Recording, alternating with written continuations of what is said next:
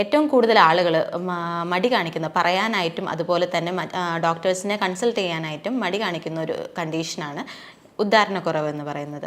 ഇത് എന്തുകൊണ്ടാണ് ഉണ്ടാവുന്നത്, അല്ലെങ്കിൽ ഇത് എങ്ങനെയൊക്കെ നമുക്ക് ഇതിനെ പരിഹരിക്കാൻ പറ്റും എന്നുള്ളതാണ് നമ്മൾ ഇന്നത്തെ വീഡിയോയിൽ പറയുന്നത്.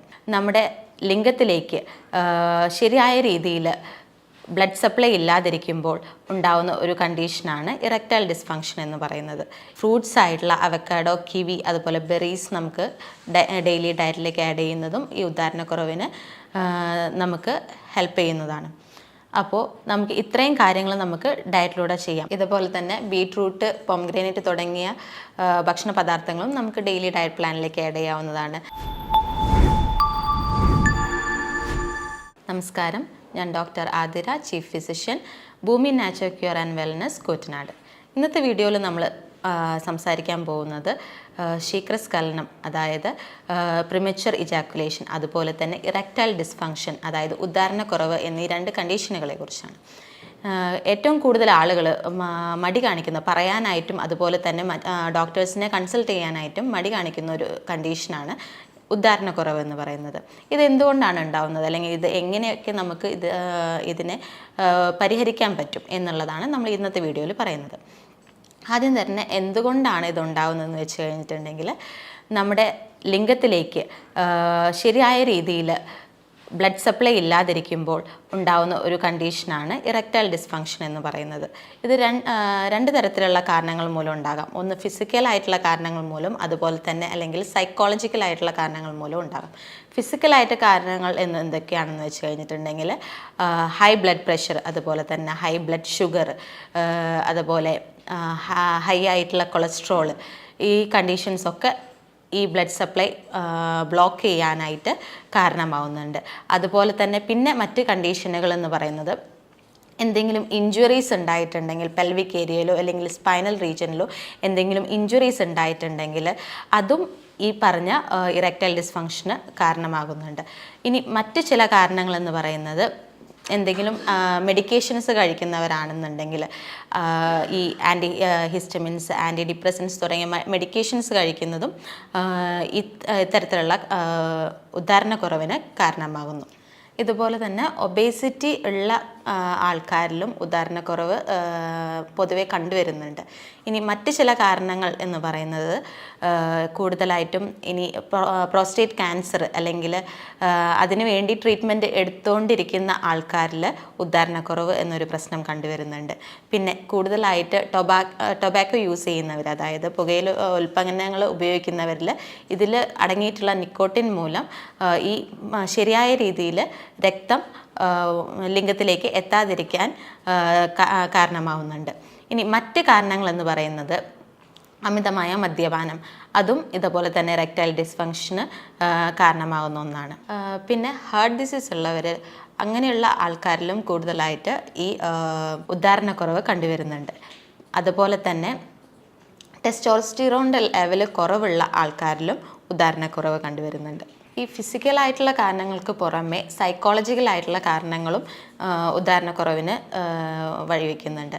അതിൽ ആദ്യത്തെ കാരണം എന്ന് പറയുന്നത് ഡിപ്രഷൻ, ആൻസൈറ്റി തുടങ്ങിയ കണ്ടീഷൻസ് ഇറക്ടൈൽ ഡിസ്ഫങ്ഷൻ ഉണ്ടാക്കുന്നു. അതുപോലെ സ്ട്രെസ്സ്, അതുപോലെ റിലേഷൻഷിപ്പിൻ്റെ ഇടയിൽ ഉണ്ടാകുന്ന പ്രശ്നങ്ങൾ, അതുപോലെ പുവർ കമ്മ്യൂണിക്കേഷൻ സ്കില്ലുകൾ, ഇതെല്ലാം ഈ ഉദ്ധാരണക്കുറവിന് കാരണമാവുന്നുണ്ട്. ഈ ഉദ്ധാരണക്കുറവ് മൂലം ഉണ്ടാകുന്ന കോംപ്ലിക്കേഷൻസ് എന്ന് പറയുന്നത് സ്ട്രെസ്സ്, ഡിപ്രഷൻ എന്നീ കണ്ടീഷനിലേക്ക് ഇത് കൊണ്ട് എത്തിക്കുന്നതാണ്. പിന്നെ മറ്റ് കാരണങ്ങളെന്ന് പറയുന്നത്, റിലേഷൻഷിപ്പ് പ്രോബ്ലംസ് ഉണ്ടാകാം, അല്ലെങ്കിൽ ഈ പാർട്ട്ണറിന് പ്രഗ്നൻ്റ് ആവാൻ പറ്റാതിരിക്കുക, ഇതെല്ലാം കോംപ്ലിക്കേഷൻസിൽ വരുന്നതാണ്. ഇനി ഇതുപോലെ തന്നെ മറ്റൊരു കോംപ്ലിക്കേഷനായിട്ട് നിൽക്കുന്ന ഒന്നാണ് ഹാർട്ട് അറ്റാക്ക് എന്ന് പറയുന്നത്. അതും ഇറക്ടൈൽ ഡിസ്ഫങ്ഷൻ ഉള്ള ആൾക്കാരിൽ, അതായത് അങ്ങനെയുള്ളവർക്ക് ചിലർക്ക് ഹാർട്ട് അറ്റാക്കിനുള്ള ചാൻസുകളും കാണുന്നുണ്ട് എന്ന് പറയപ്പെടുന്നു.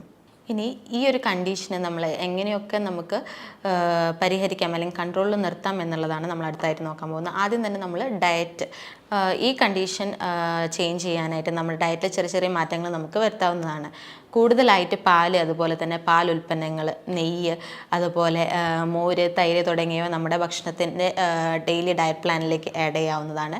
അതുപോലെ തന്നെ ഒമേഗ 3 റിച്ച് ഫുഡായിട്ടുള്ള ചെറിയ മത്സ്യങ്ങൾ നമുക്ക് ഈ ഡയറ്റ് പ്ലാനിലേക്ക് ആഡ് ചെയ്യാം. അതുപോലെ നട്ട്സ്, സീഡ്സ് കൂടുതലായിട്ട് കഴിക്കാനായിട്ട് ശ്രദ്ധിക്കുക. കൂടുതൽ ഗ്രീൻ ലീഫി വെജിറ്റബിൾസ്, അതുപോലെ വെജിറ്റബിൾസ് കൂടുതലായിട്ട് നമ്മുടെ ഡയറ്റ് പ്ലാനിലേക്ക് ആഡ് ചെയ്യാനായിട്ട് നോക്കുക. പിന്നെ നമുക്ക് ചെയ്യാൻ പറ്റുന്നത് ഒണിയൻ, അതുപോലെ തന്നെ ഗാർലിക്, ഉള്ളിയും വെളുത്തുള്ളിയും ഒക്കെ നമ്മുടെ ഡയറ്റിലേക്ക് ആഡ് ചെയ്യുന്നതും ഇതിന് നല്ലതാണ്.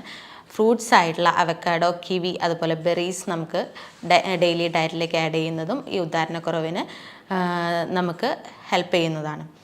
അപ്പോൾ നമുക്ക് ഇത്രയും കാര്യങ്ങൾ നമുക്ക് ഡയറ്റിലൂടെ ചെയ്യാം. ഇതുപോലെ തന്നെ ബീട്രൂട്ട്, പൊംഗ്രാനൈറ്റ് തുടങ്ങിയ ഭക്ഷണ പദാർത്ഥങ്ങളും നമുക്ക് ഡെയിലി ഡയറ്റ് പ്ലാനിലേക്ക് ആഡ് ചെയ്യാവുന്നതാണ്.